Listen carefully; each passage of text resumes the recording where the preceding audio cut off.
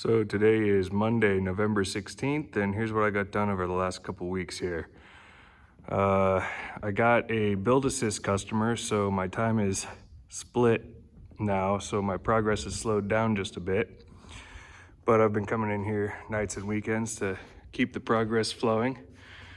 As you can see, the wings are on, the tail is on, the brakes are bled, and so we're just moving forward to rigging and things. So a couple of things that I've run into along the way are, obviously when I mentioned it in the last video, the elevator and the rudder, you're really gonna need that washer holder and some long skinny forceps that lock to hold everything. So I've got the elevator rigged so that it stops at 20 degrees down. The problem that I ran into though, is you could see the gap in the skins is nice and wide, and then it gets really tight here.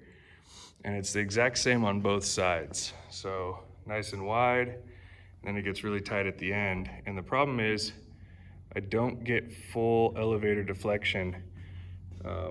I've got an interference between the rivets there and the back skin, or the trailing edge of the horizontal stabilizer skin. So I'm not exactly sure yet what I'm going to do there, whether I slide some sort of, thin sheet of plastic there and just slowly just flare that up just slightly. It doesn't have the same problem on the bottom. The clearance is good. There's no interference, but it does have it up there. Another issue that I ran into rigging the rudder is my push rods aren't able to thread in far enough into their connecting rod ends up in there. Basically the problem is that that rod end is hitting the rivet inside of the push rod, and it's only on this side. So I think I'm gonna have to trim just a couple millimeters off that rod end to get the rest of the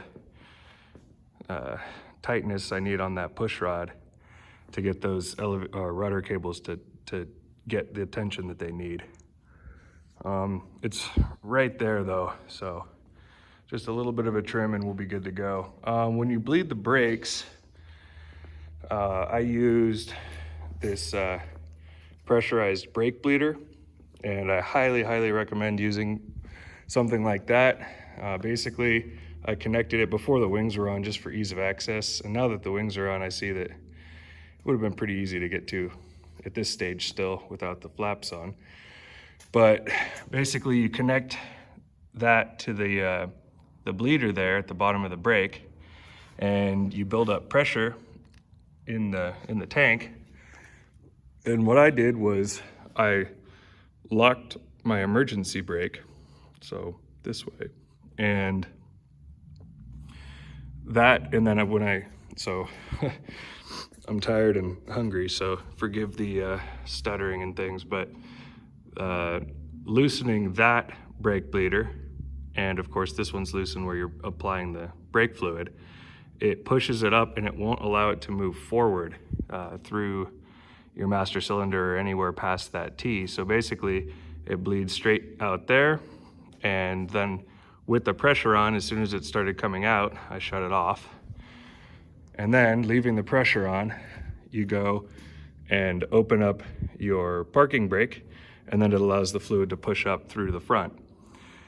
One thing you want to keep in mind is the throttle quadrant needs to be tilted on its side. Well, basically the master cylinder there needs to be tilted on its side because of the angle, it'll get an air bubble up on top and you can't do anything about it in this configuration. So you tilt that on its side during the whole process, and yeah, when you open up that parking brake valve, the fluid flows nicely up to the reservoir, and then you shut off your pressure brake bleeder.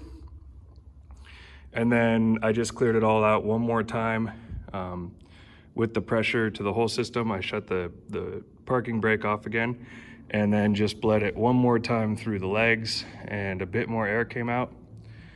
And then the whole system was good to go. So now I've got a nice firm brake handle. It stops right there. It's got a whole bunch of pressure. And so when you pull it to there and lock the parking brake, the whole plane is rock solid. So the brakes are good to go.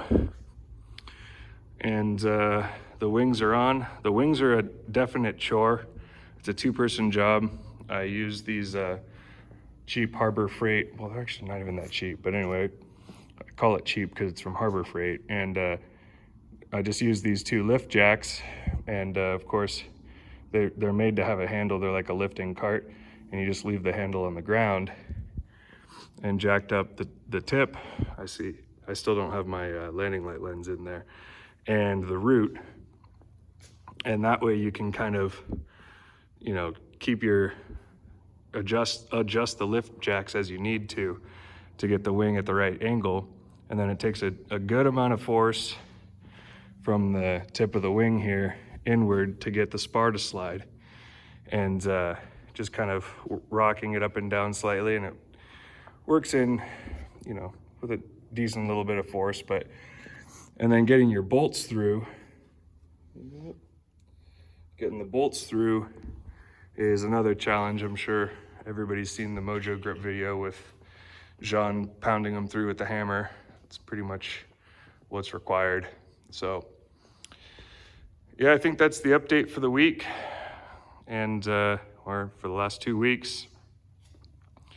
Hopefully I'll still be making it out here on nights and weekends, and I want to put the propeller blades on, and flaps and ailerons, of course, and I want to start this thing up. So have a good week, everybody.